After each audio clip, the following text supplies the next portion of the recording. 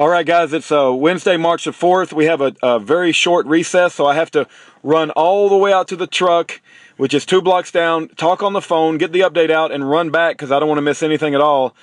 But this afternoon was nothing but Scott Schneider. It was all Scott Schneider. All he's doing is reading emails, reading documents. It's just like this arch enemy of Kent. It's just reading all these documents, and it's just absurd. Also, before the jury came in, well, let me say this. They took my notepad away. It used to be I was told I could take notes in the hallway, right? And I said, don't take notes in the court. You're not able to open a Bible in the court. But out in the hallway outside of court, I'd had another gentleman, I believe his name was Jay Maddox, court officer. He said, you can take notes in the hallway. I said, okay, great. That's why I was trying to get to the hallway every time to record all my notes. And now they've changed the policy, and I can't even take notes in the hallway. Not only that, but they confiscated my notepad, right, and my pen as I'm going in and going through the metal detector. So they're making it very, very difficult for me to, document and report on this case. But we're going to do a good job anyway and do the best that we can, even though they're putting severely limiting and restricting us. So before the jury came in, what I do, guys, just to let you know, is I remember an acronym. I'm just sitting there, and as this whole court proceedings is happening, I'm like sticking an acronym up in my head of like highlights that I want to say when I get to my phone. This particular acronym was TNSS2DLJ. Okay, the T was when I was talking to Kent before the jury came in. He started to talk to me, and so I approached him, and I said, is it okay to talk to you? And he said, sure. And then this lady comes out with like this little thing in her headphone in her ear, and she's Mrs. Haughty Tawdy, and she said, she's talking to Kent at this point, and she said, you cannot talk to that man. And Kent looked at her and says, I was told I could talk to members of the audience of the court. And she said, I'm saying you can't. And so it's like, well, that put an end to that conversation. But before she stopped us, Ken asked me how things are going, and I said I got a problem with the procedures in the courtroom. So at least he heard me say that. I already told you guys they confiscated my notepad. They won't let me take in a writing utensil. So that's terrible. I was able to do that before. Now I can't do that, so that really severely limits me. Scott Schneider was he's the only character this whole afternoon. It's just, not only was the jury sleeping, 2 members of the jury I saw sleeping at one point in time, but there's an officer of the court over there with his head sleeping, and he had an actual function of like sitting behind the defense counsel, and I don't know what his function was, but he's sleeping too. It's crazy. It's like Tiffany's like, read paragraph so-and-so, and Scott Schneider is like, blah, blah, blah, blah, blah, and then she says, yes, ma'am. Yeah, he just keeps saying, yes, ma'am. It's like, what has this got to do with anything about mail fraud or criminal contempt of court? And so what if he's fighting the government? They're making him out to be some rebellious fighter. Well, heck yeah, they stole his property.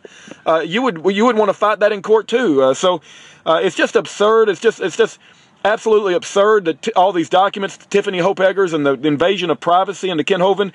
They do bring up 2 Peter 3 quite a bit. It looks like they're going to bring up his blogs. I'm expecting Eric Hovind to testify at some point. I don't want to miss that. That's why I got to. It's probably this afternoon, so I want to finish this up and get back in court. But everybody's like sleeping. I'm looking around. Everybody's nodding off, and it's hard for me to stay awake too, to be honest with you. But I'll say this, they keep acting like 2 Peter 3 is Kent's official website and Kent has some direct control. No, that's not true. Imagine Kent trying to put together a website and him only telling people what to do, but he's never seen it. I've heard Kent Hovind many times reference something is on 2 Peter 3, and I'm not trying to badmouth the administrators of 2 Peter 3 because that's my friend, Randall Boaz Owens. But Kent says something's up there, but it's not really up there. It's just Kent doesn't get to look at the website. All right? All he does is like talk to people, and he don't know what's up there and what's not up there, so it's not right. I mean, Kent doesn't get to spend time on the internet, and they're making it sound like, well, Kent Hovind wrote this and it's been published on 2 Peter 3.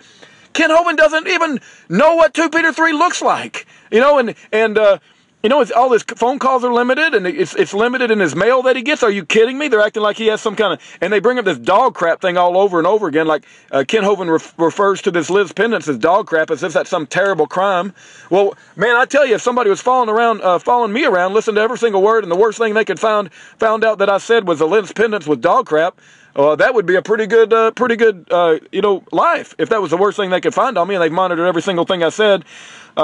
Also, I wanted to say there was a phrase that I really picked up on that Scott Schneider was reading a letter, and the phrase was Ken Hovind was running Ken Hovind's emails, one of his correspondences, and Ken Hovind wrote, "I would like Eric Hovind left out of it."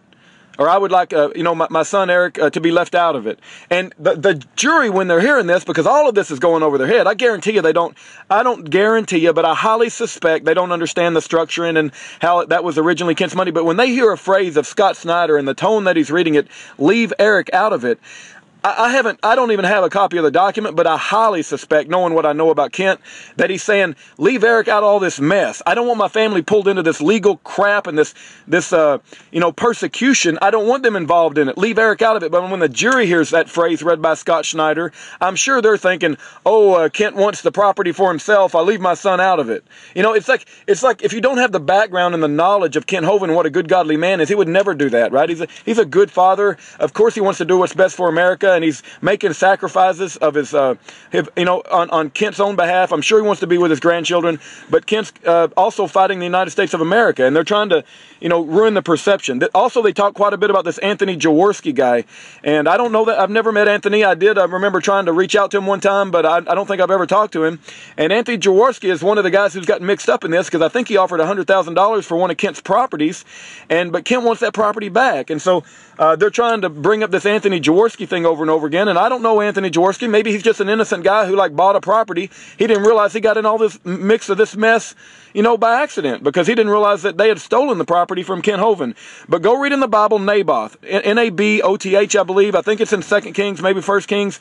But Jezebel, King Ahab wanted Naboth's property. Naboth said, you ain't getting it. That's been in my family a long time. Jezebel told Ahab, hey, go get the property. You're the king. That's exactly what we're going on here. Kent Hovind, that dinosaur Adventureland has been in his family for a long time, and Kent Hovind ain't giving it up. Praise God that we have men of backbone like Kent Hovind. I got to get back into this trial, otherwise I'm going to miss out on potential Eric Hovind's testimony, and I can't miss anything. They're making it very restrictive and very difficult for me to report on this case. I'm doing the best I can. Anything you want to say, brother? We're good. Okay, we'll be back. God bless you guys.